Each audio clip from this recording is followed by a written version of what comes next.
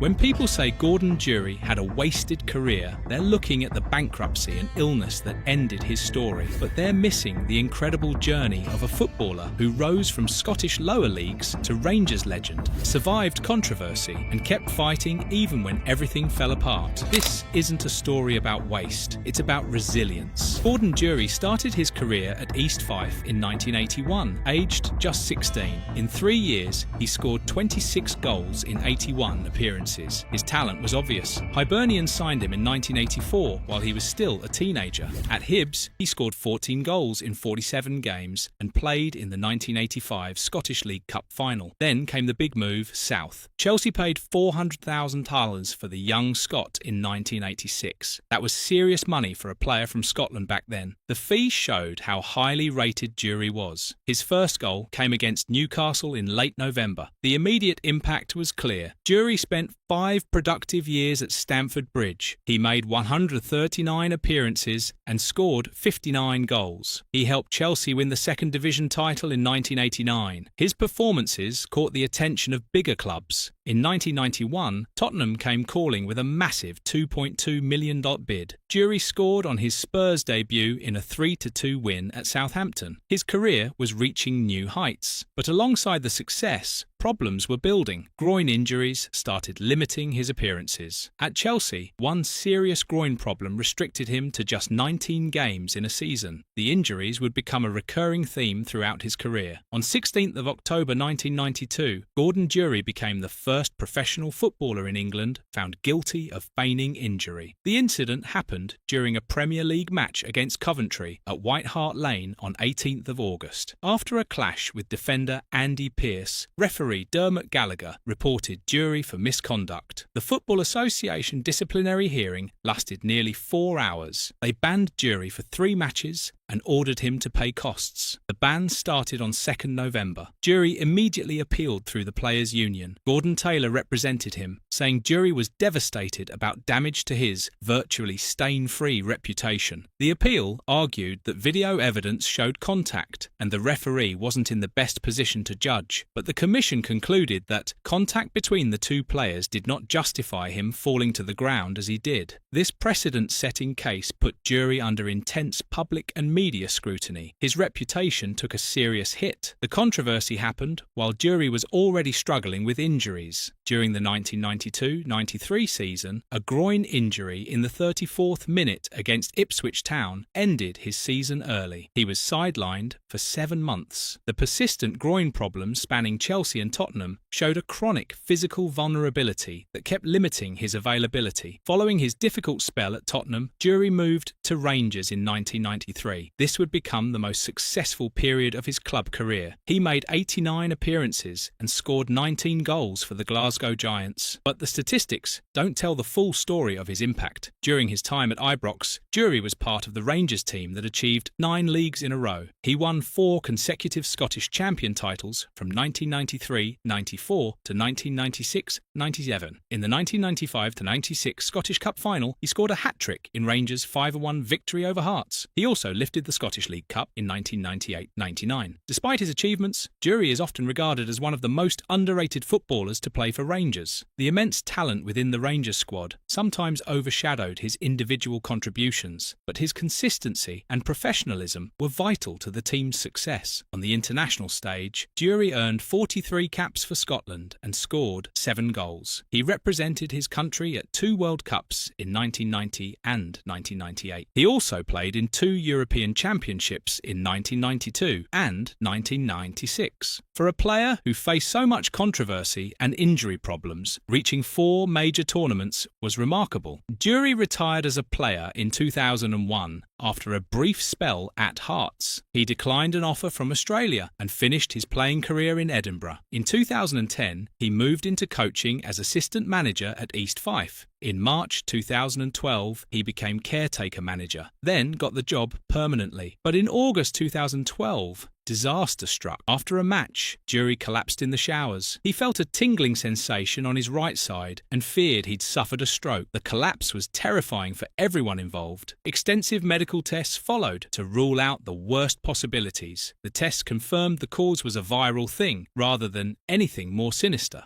but the mystery virus was serious enough that doctors ordered complete rest. Despite his strong desire to return to work, medical advice forced his resignation in November 2012. The illness ended his managerial career just as it was getting started. This health setback showed that physical problems continued to impact Durie's professional life even after retiring as a player. The severity of the collapse and initial stroke fears highlighted the personal toll of this mystery illness. Remarkably, Durie's love for football brought him back. In July 2013, he rejoined Rangers coaching staff, working with reserve and under-20 teams. His dedication was rewarded when he got promoted to a first-team coaching role in December 2014. This showed incredible resilience after the health scare. His second stint at Rangers ended in July 2015, when new manager Mark Warburton made changes to the coaching staff. But the fact that Durie returned to coaching at such a prestigious club after his illness demonstrated his unwavering commitment to the sport. While Durie was rebuilding his coaching career, financial disaster was looming. In November 2013, he became one of several former international footballers to fall victim to a major fraud. Simon Grinter, a 56-year-old ex-chartered accountant, was jailed for 6 years for a crooked multi-million-pound fraud. The scheme involved spread betting on foreign currency that prosecutors called a scam. Grinter's company managed $7.8 million over 4 years, but incurred $3.3 million in losses. He kept lying to clients about the financial situation while taking a 20% commission on non-existent profits. Durie invested around £100,000 in this scheme. Unlike other victims such as Chris Sutton and Billy McKinlay, who lost most of their money, Durie managed to claw much of it back. This partial recovery showed some financial awareness that would prove crucial given what happened next. The bigger blow came in 2016. Durie was declared bankrupt due to a failed investment in a film production company and his inability to pay tax demands. This wasn't an isolated case. Hundreds of UK footballers and executives had invested in tax avoidance film funds run by London-based company Ingenious. These schemes were complex. Players would invest cash, then borrow more to make a larger total investment. They could claim substantial tax relief to shelter other income, but players remained liable for tax on the full amount invested, including the borrowed money. The schemes involved deceptive practices. Banks often placed loans directly into film fund accounts at the same bank, but the funds weren't drawn down. Money circulated between accounts in circular loans to create false impressions of genuine trade. Massive commissions of up to 50% were deducted within 24 hours, severely reducing actual capital deployed. HMRC later ruled these schemes as illegal tax avoidance. The government retroactively changed tax law, meaning investors became liable for tax on the full amount even if they never received the loan money. For Durie, this was devastating. As a Rangers legend, he was bankrupted because he simply didn't have the money to pay the tax demands. The situation highlighted how professional athletes were ill-equipped to deal with such complex financial issues, while the funds, banks and scheme promoters faced no liability. Players like Durie bore all the consequences. Other prominent footballers, including Wayne Rooney, David Beckham and Gary Lineker, were also caught up in similar schemes. Despite bankruptcy and health problems, Gordon Durie maintained his connection to football. He continued attending Rangers Legends events, showing his enduring bond with former teammates. His reputation within the football community remained intact, with people recognising that his financial troubles came from being exploited rather than poor character. Durie also stayed committed to charitable causes. He participated in a charity walk alongside former Rangers players Charlie Miller and Marvin Andrews. The event raised over £16,000, showing how respected he remained despite his personal setbacks. His continued public appearances and charity work demonstrated remarkable resilience. The football community and fans recognised the difference between his sporting legacy and his financial misfortunes. This support provided crucial purpose and connection during his darkest period. Gordon Durie's story isn't about a wasted career. It's about a footballer who overcame humble beginnings to reach the highest levels of the game. He survived a career-threatening controversy, battled persistent injuries, and still achieved legendary status at Rangers. He represented Scotland at 4 major tournaments and won multiple trophies. Yes, he faced devastating financial exploitation rehabilitation and serious health problems, but through it all, he kept his dignity and connection to the sport he loved. Rangers fans still remember his cup final hat-trick and title-winning contributions, his resilience in returning to coaching after illness, and maintaining his community involvement after bankruptcy shows true character. Gordon Durie proves that a career should be measured by more than its ending. His journey from East Fife to Rangers legend, through controversy and triumph, illness and recovery, remains inspiring. What are your memories of Gordon Durie's playing days? Share your thoughts on how this Rangers legend should be remembered. Paul Merson's career was wasted by addictions, booze, cocaine, gambling. The image of Arsenal's magic man passed out in front of bottles tells the story everyone thinks they know. But what if the real tragedy isn't his fall, but how he's rebuilding his life one day at a time? Paul Merson was pure magic at Arsenal. The attacking midfielder joined the Gunners as an apprentice in 1984. He made his senior debut in 1986 and quickly became the heart of George Graham's team. Merson helped Arsenal win 2 First Division titles in 1988-89 and 1990-91. He scored the opening goal in the 1993 League Cup final. The FA Cup, League Cup and UEFA Cup Winners' Cup all came his way. 423 appearances and 99 goals across all competitions. England called him up 21 times. He debuted in 1991 and played in the 1992 European Championships. The PFA Young Player of the Year award came in 1989. Everyone loved watching him play, but behind the magic, something dark was growing. November 1994 changed everything. Merson publicly admitted his addictions to alcohol, cocaine and gambling. The confession shocked football. Arsenal's creative genius was battling demons nobody saw coming. The Football Association acted quickly. They arranged a 3-month rehabilitation program. Merson had to face his problems or lose his career. He returned to Arsenal in February 1995. Bruce Rioch and Arsene Wenger both kept him in the first team. On the pitch, he looked normal. Off it, his first marriage crumbled under the weight of his recovery from drug addiction and alcoholism. The forced treatment felt wrong to him. Years later, Merson would say these early treatments never helped because people made him go in. The club made him go in. The FA made him go in. His heart wasn't in it. A decade passed. In February 2004, Merson was player-manager at Walsall when his gambling addiction took over again. This time, he chose to get help. The Professional Footballers Association paid for him to enter the Sierra Tucson Clinic in Arizona. His absence hurt Walsall badly. The team slipped from mid-table into the relegation zone. When Merson returned, reports emerged of drinking and gambling relapses. His marriage faced more difficulties. The club struggled with poor results. Walsall sacked him in February 2006. The gambling was the worst part. Merson has revealed he lost £7 million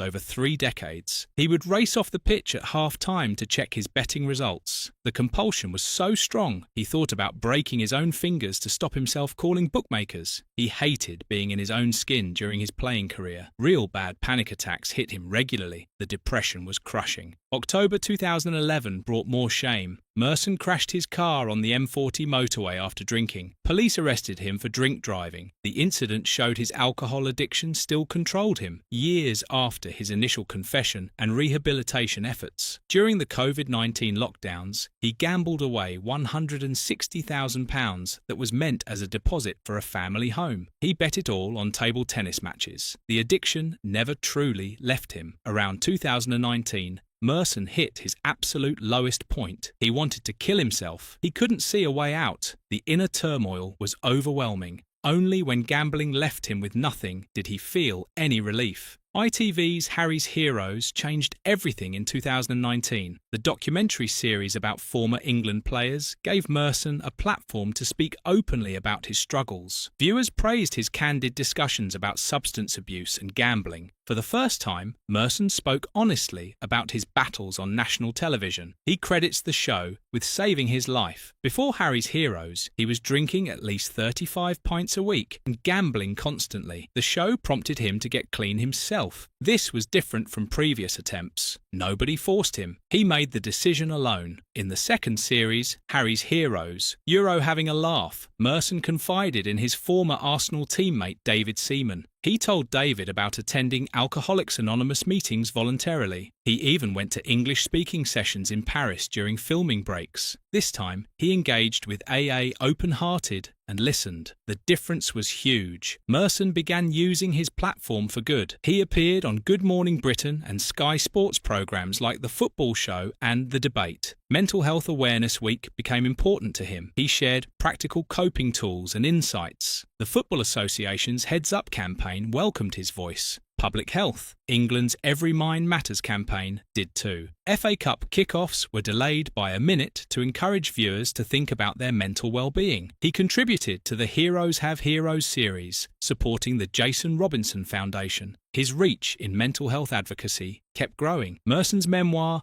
Hooked, Addiction and the Long Road to Recovery, became a cornerstone of his advocacy. The book charts his 3-decade battle with alcohol, drugs and gambling. Critics call it brutally honest and unflinching. The book aims to kickstart a national conversation about addiction, depression and the damage they cause. Merson explains addiction in personal yet accessible terms, particularly compulsive gambling. His core message runs throughout. The addiction is not in the drink or the bet or the drug. The addiction is in my head. It's an inside job. Merson remembers the old dressing room culture. Any admission of mental health vulnerability would have meant a difficult time. Players were reluctant to open their mouths about such issues. He argues passionately that if a struggling player sought help, it would put 30% on their game. This reframes mental health support as a performance enhancer, not a weakness. His advocacy, alongside campaigns like the FA's Heads Up initiative, has helped create change. Players now discuss mental health issues more openly in professional football. Merson also explains unique challenges footballers face. The intense high from playing creates problems. The thud of a come-down hits hard when careers end. Many use addiction as a filler to cope with losing their identity and adrenaline. Merson consistently frames addiction as an illness or disease, not a personal failing. He states clearly, "I've accepted that I have an illness. I have a mental illness." He highlights a cruel, double standard. Other illnesses get sympathy. Addiction gets judgment and condemnation. Merson defines addiction as a compulsion. Once he starts, he becomes powerless over it. It controls his life. This aligns with medical understanding of addiction as a brain disorder, not weak willpower. His most frequent advice for struggling people is simple: talk. Nothing ever gets better if you don't talk. Talking takes the power out of addiction's grip. He tells people not to feel embarrassed about asking for help. Never worry about what people think. In his past, he wouldn't answer calls from people trying to help. Now, he actively reaches out when feeling down. Merson shares tangible tools for managing difficult days. Ring people when struggling. Remember that challenging feelings will pass. These become key coping mechanisms. He advocates deep self-assessment. Explore why you feel the urge to drink or gamble. He links these compulsions to insecurity and ego. Practical strategies include not keeping alcohol at home. Having to travel to an off-license provides 5 or 10 minutes of open space for reflection. Often the urge passes in that time. His consistent attendance at AA meetings remains vital. This ongoing support mechanism works because he chooses it freely. Merson's openness on Harry's Heroes received widespread praise from viewers. The Mirror credited the show with saving his life and inspiring countless others. His Guardian article about suicidal thoughts and accepting addiction as illness drew numerous thank you messages. However, not everyone responds positively. Online discussions reveal mixed reactions. Some view his continued punditry role as existing solely out of pity. Others criticise his analytical abilities harshly. Sky Bet faced criticism for featuring Merson in advertising campaigns despite his gambling issues. This highlights complex ethical questions about addiction, advocacy, and commercial endorsements. Merson's ongoing battle with gambling links directly to online accessibility via smartphone apps. His story illustrates how digital platforms intensify addictive behaviours. The criticism of Sky Bet's advertising choices underscores industry responsibility. Companies profiting from potentially addictive activities face questions about ethical marketing and public health impact. Merson's experiences provide a contemporary view of addiction in the digital age. His narrative prompts broader questions about regulation and societal responsibility. As of early 2024, Merson announced being clean and sober from alcohol and drugs for 5 years. His battle with gambling remains a lifelong challenge, but progress continues. He appeared on BBC's Strictly Come Dancing in 2023, using the platform to inspire others. He emphasised that addiction takes you away from everything, but recovery empowers you to go out and do something meaningful. Merson continues as a Sky Sports pundit and sought-after public speaker. His advocacy work keeps growing. He demonstrates that recovery allows people to rebuild and contribute positively. Paul Merson's journey proves that recovery is possible, even from the deepest addiction. His willingness to share his darkest moments helps others feel less alone. He consistently emphasizes that addiction affects anybody, regardless of profession, status, or background. This universal message breaks down barriers and creates empathy. By framing addiction as a disease requiring treatment rather than judgment, Merson challenges harmful stigma. His advocacy creates space for others to seek help without shame. The man who once hated being in his own skin now uses his voice to help others find hope. That transformation from the depths of addiction to becoming a beacon for recovery shows the power of honest storytelling and community support. Paul Merson's life isn't sad anymore. It's proof that even the most broken people can heal and help others do the same. Collapsed on bus. The marathon man of English football, Brian Talbot, gave everything to the game. But what happened after the final whistle tells a far sadder story. Picture this. May 1980, Wembley Stadium. Arsenal have just lost the FA Cup final to West Ham. As the team coach pulls away from the stadium, one player collapses from pure exhaustion. That player was Brian Talbot. He was rushed to hospital and connected to a heart monitor. Just 4 days later, he played 120 minutes in another final and scored a penalty. This is the story of a man who literally gave his body to football. Brian Ernest Talbot was born on July 21, 1953, in Ipswich, England. From the start, he was different. His body was built like a machine. His resting heart rate was 39 beats per minute. That is the same as a marathon runner. The walls of his heart were thicker than normal people. He was designed to run forever. Talbot started his football journey as an apprentice at Ipswich Town in 1968. He was just 15 years old. The club sent him on loan to Canada twice. In 1971 and 1972, he played for Toronto Metros in the North American Soccer League. He made 10 appearances each season and scored 2 goals each time. In 1972, Talbot turned professional with Ipswich Town. He became a key player in their midfield. His job was simple but vital. Run box to box for 90 minutes. Never stop, never give up. Over 8 years at Ipswich, he played 177 league games and scored 25 goals. The 1978 FA Cup semi-final against West Bromwich Albion showed exactly what kind of player Talbot was. After just 7 minutes, he scored the opening goal. But as he celebrated, he collided head-first with the opposing captain, John Weil. Blood poured from a cut above his eye. He needed 3 stitches and had to leave the match. But his goal helped Ipswich reach the final. They won the cup that year. This incident perfectly captured Brian Talbot. He was willing to sacrifice his body for the team. Pain was temporary. Victory was forever. His courage and tireless work became legendary. In 1977, he was named in the First Division PFA Team of the Year. In 1979, Arsenal came calling.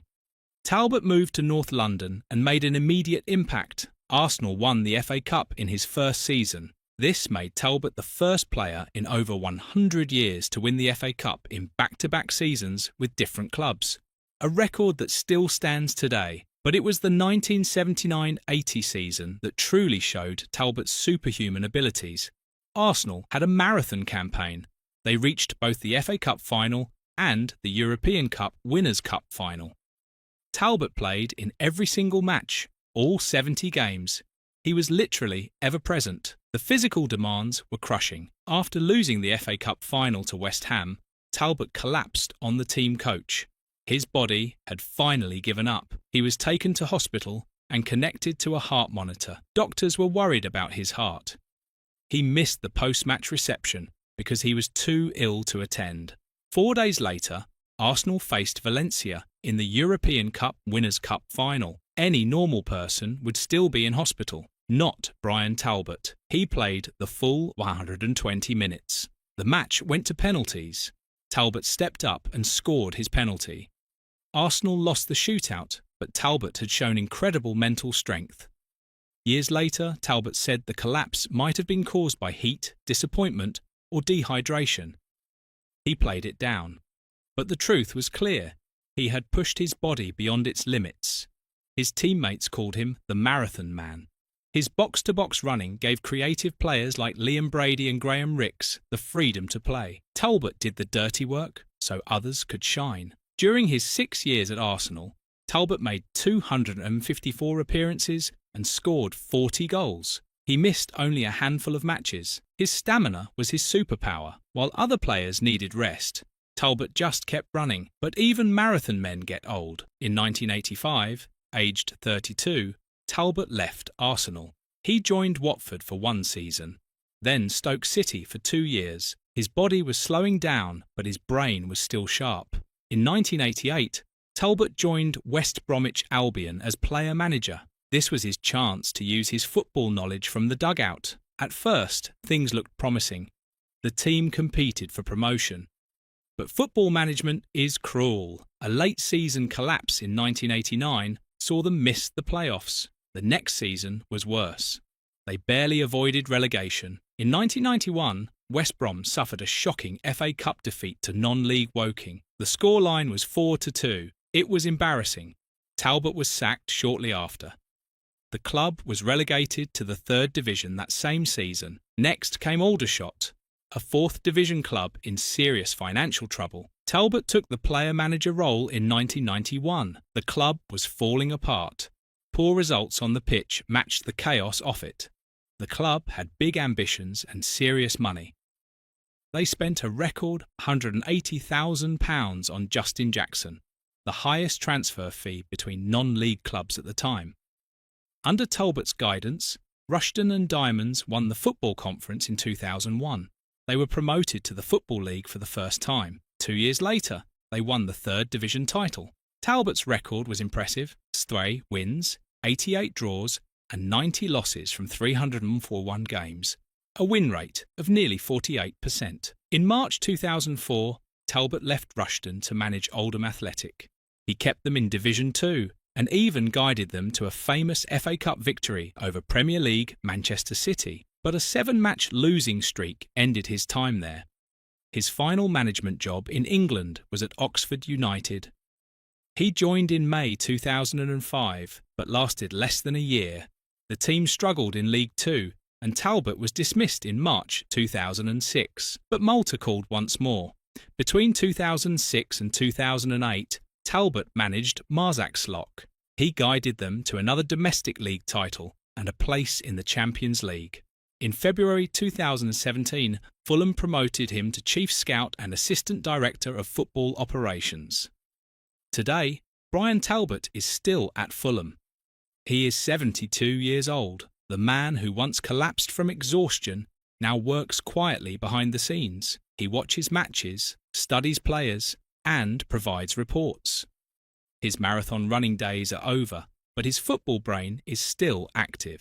During his international career, Talbot won 6 caps for England between 1977 and 1980. He also played 8 times for England B, scoring 3 goals.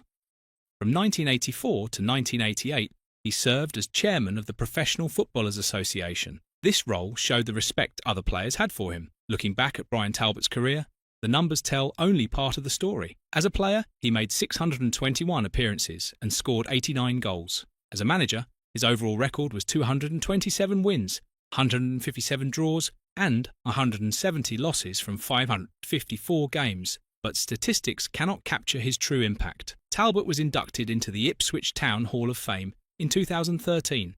This recognition came 34 years after he left the club. It proved that his contribution had not been forgotten. The tragedy of Brian Talbot is not that his career ended badly. The tragedy is that a man who gave everything to football now lives in the shadows. He was once the heartbeat of great teams. Fans chanted his name. Teammates relied on his energy. Now he sits in empty stadiums, taking notes on players who will never know his name. His story represents thousands of former footballers. They dedicated their lives to the game.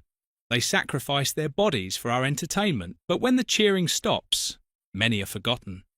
They become ghosts of their former selves. Brian Talbot's resting heart rate of 39 beats per minute made him superhuman on the pitch, but hearts that beat so slowly often struggle with the silence that follows retirement. The man who never stopped running eventually had to stop. The marathon was over. From a collapsed bus ride to the heart of Fulham's scouting team, Brian Talbot's journey is proof that greatness is not always glamorous. If you learned something new today, like the video and subscribe for more icons you have forgotten to remember.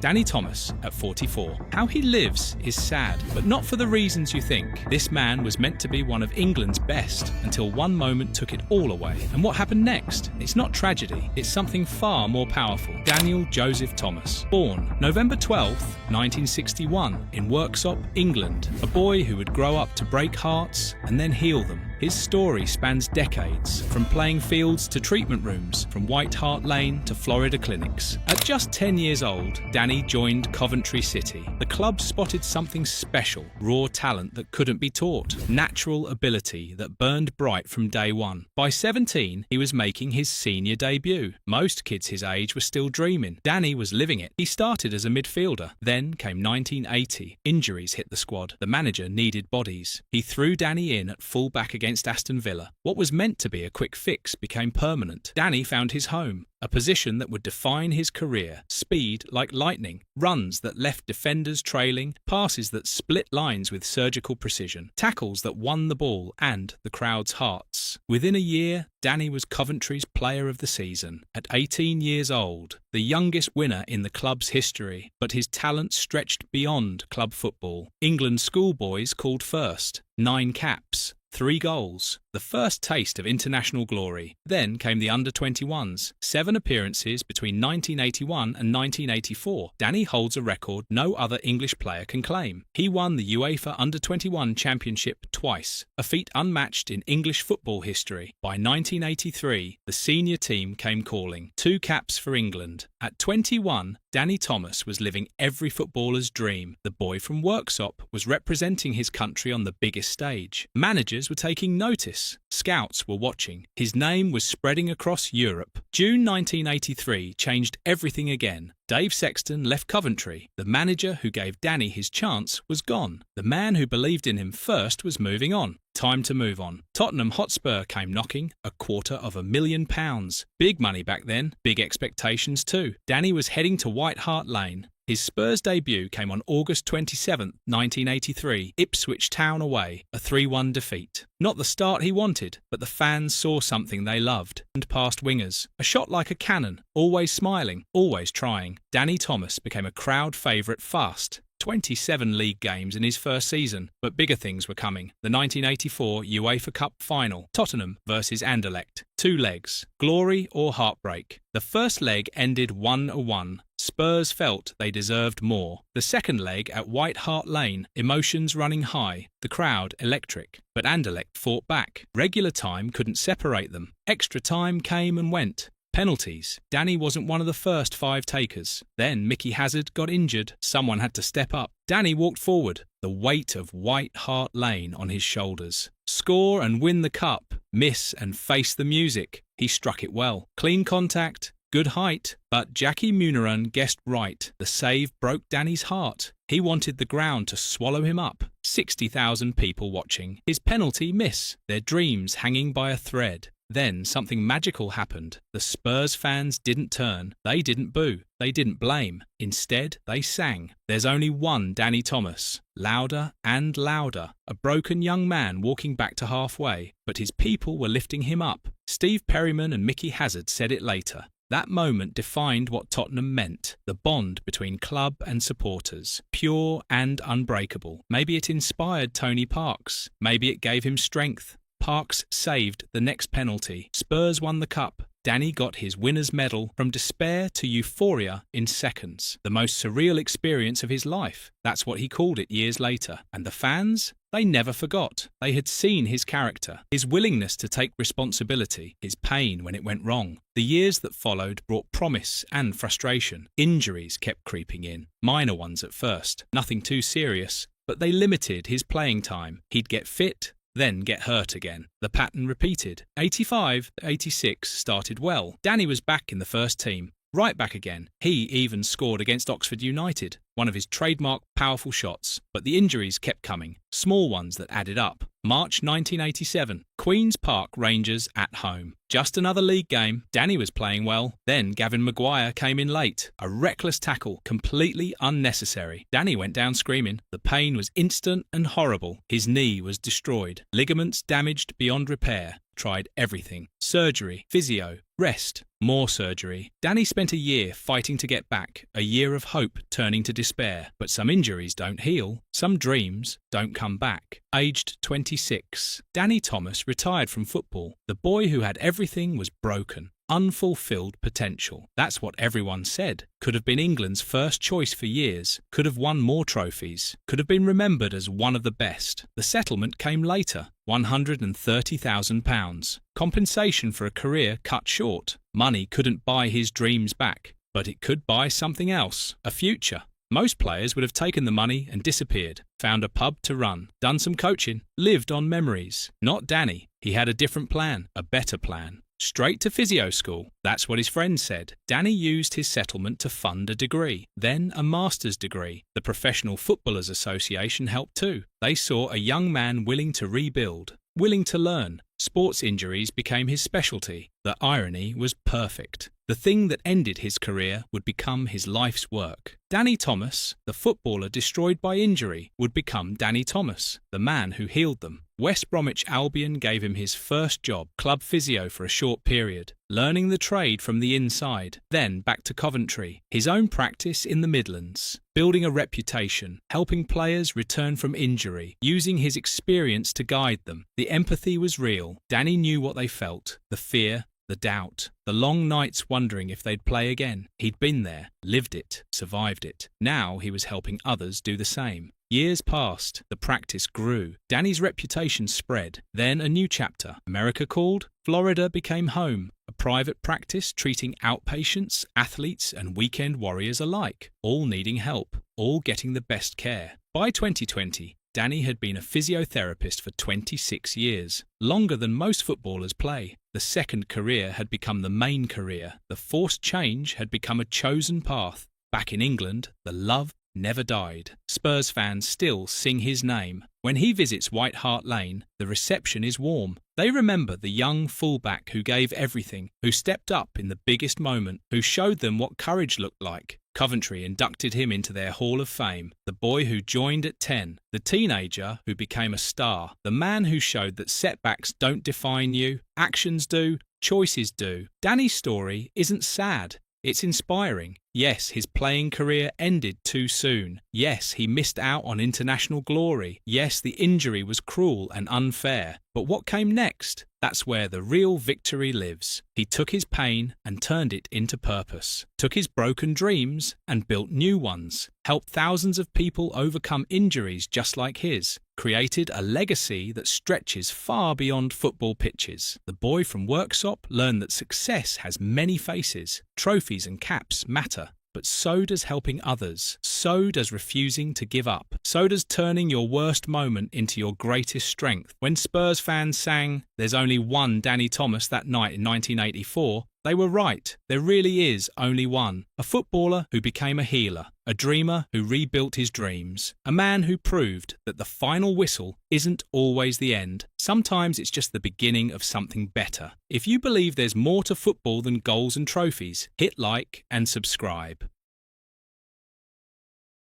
The sad end for Adrian Doherty wasn't just tragic, it was baffling. On June 9, 2000, he died in a hospital bed in The Hague, one day before turning 27. He'd fallen into a canal and couldn't swim. He had a water phobia. Most people had never heard his name, even though he once looked like Manchester United's next big star. But this isn't a story of just sadness. It's about a rare kind of genius, one that didn't fit the game's normal path. Born in Strabane, Northern Ireland, in 1973, Adrian joined Manchester United aged 13. His coach at Moorfield Boys Club, Matt Bradley, wrote personally to Alex Ferguson. The letter worked. Adrian quickly stood out in the A teams, B teams and reserves. Ferguson called him a revelation. His speed was like greased lightning. Adrian became only the second player after Duncan Edwards to sign pro terms at 16. At 17, United offered him a 5-year deal, something almost unheard of, but Adrian turned it down. He took a 3-year contract instead. He didn't want to be tied down that long. The talent was undeniable. Brendan Rodgers, his childhood friend, said that Ryan Giggs, Paul Scholes and the Neville brothers all thought Adrian was the best player they'd ever played with at that level. Giggs himself said Adrian was incredible, the quickest he'd ever seen and so brave. Gary Neville compared his low centre of gravity and tight control to Lionel Messi. Ferguson had such faith in Adrian that he put him in the first team squad at just 16 in March 1990. He nearly gave him his debut against Southampton. Adrian got a $200 bonus just for travelling with the squad. By 1991, he was set for his first team appearance alongside Giggs. Arsenal and Nottingham Forest both tried to sign him. Northern Ireland manager Billy Bingham called him into the U21 squad at 17, but Ferguson blocked it, thinking he was too young. But Adrian was different from his teammates. While they wore flashy clothes and drove nice cars, Adrian cycled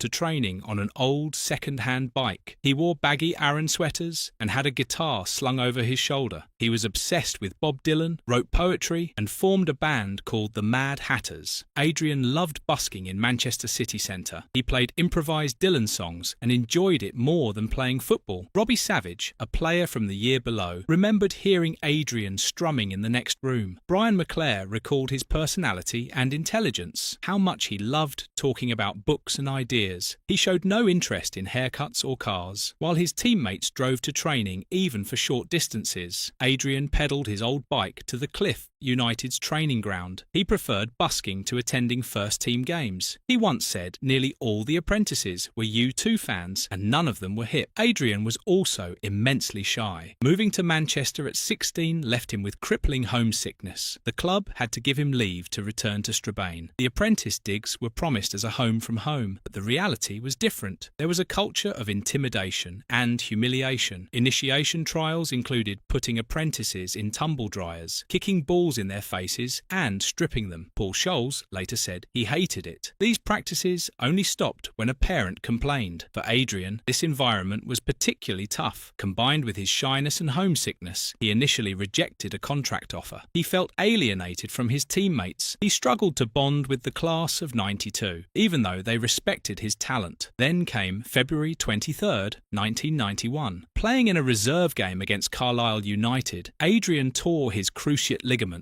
This happened just 1 week before Ferguson planned to give him his first team debut. In 1991, a cruciate tear was often career-ending, not the temporary setback it might be today. Adrian tried to come back throughout 1991. He played in a youth tournament in Zurich and an end-of-season friendly in Trinidad, but his knee kept breaking down. He never regained the fitness needed for senior football. After 2 years of struggling, United released him in summer 1993. The Doherty family believed Adrian was badly let down by the medical care. His father, Jimmy, felt the club should have provided better support during his rehabilitation. For over a decade, they sought answers about the diagnosis and treatment. They never got them. United said they'd acted fairly and appropriately. The Professional Footballers Association agreed. The medical context matters here. In the 1990s, ACL injuries were poorly understood compared to today. Treatment was limited. Arthroscopy was just becoming widespread. spread. The bone patella tendon bone method was the main option, but outcomes were far worse than modern standards. Today, athletes expect to return to their pre-injury level. Back then, many careers simply ended. After United, Adrian made a brief return to football. He played 3 times for Durie City, the same team his father once played for. He scored on his debut against Cove Ramblers, but this spell was short. Adrian quit football for good at age 20. Free from the structured world of professional sport, Adrian began what some called drifting. He worked at a chocolate factory in Preston, Lancashire, then a hosiery factory back in Strabane. Later, he took various jobs in Galway, living above a pub at one point. Throughout this time, Adrian stayed true to his artistic passions. Even while injured in 1991, he'd pursued his interests outside football. He continued writing poetry and busking around Old Trafford and the training ground. The Mad Hatters kept playing. In early 1992, he spent a month in New York's East Village, performing as McHillbilly, hoping for a record deal. Adrian seemed content to move on from football once its path became clear. He embraced what people called a hippie or hobo lifestyle. His anti-materialistic nature and love of art perhaps made this transition easier than it might have been for others. While many athletes struggle when their sporting identity is removed, Adrian had always maintained interests beyond the pitch. In April 2000, Adrian moved to The Hague in the Netherlands. He'd taken a short-term contract with a Dutch furniture company. It seemed like another chapter in his varied post-football life. On the morning of May 7th, 2000, during his first week in the new job, Adrian slipped and fell into a canal on his way to catch an early train. This was particularly cruel, given his known water phobia. His parents had even told Manchester United about this fear during his apprenticeship, asking that he be excused from swimming activities. Adrian was found unconscious and spent over a month in a coma. He died on June 9th, 2000, just one day before his 27th birthday. Dutch police investigated and ruled it an accident. No drugs were found in his system. At the time, Adrian's death didn't command many column inches in England. The country was focused on Euro 2000, where many of his former class of '92 teammates were starring. His passing went largely unnoticed by the wider football world, but his story found new life in 2016 with Oliver Kay's biography, Forever Young, the story of Adrian Doherty, football's lost genius. The book won Football Book of the Year and was shortlisted for the William Hill Sports Book of the Year award. Suddenly, people began to understand what had been lost. Former teammates spoke glowingly after his death. Marcus Brameld and Craig Lawton remembered him as the nicest guy in the world and one in a million. His sister, Chiara McAneny, expressed sadness that her sons and nephews would never know Adrian. The book's title, Forever Young, referenced a Bob Dylan song played at his funeral. Adrian's what-if story often gets reduced to a simple question: what if he hadn't been injured? But the reality is more complex. His unique personality, with its artistic bent and disinterest in football glamour, might have made the modern game's demands challenging even without injury. The harsh academy culture took its psychological toll. The medical limitations of the 1990s made his injury far more devastating than it would be today. Adrian Doherty's life transcends football. He was a lost genius whose potential was recognised by the game's highest levels. His story challenges us to think about individual personality versus institutional conformity. It highlights how medical progress has transformed athletic careers. Most importantly, it reminds us that success and failure in sport depend on far more than just talent. Adrian never became the star many predicted. His life was marked by unfulfilled potential, personal struggles, and, ultimately, tragic circumstances. But perhaps his legacy lies elsewhere. In a world increasingly obsessed with celebrity and materialism, Adrian chose a different path. He valued art over money, authenticity over image, and stayed true to himself, even when it meant walking away from everything. Adrian Doherty never became a star, but maybe he became something rarer.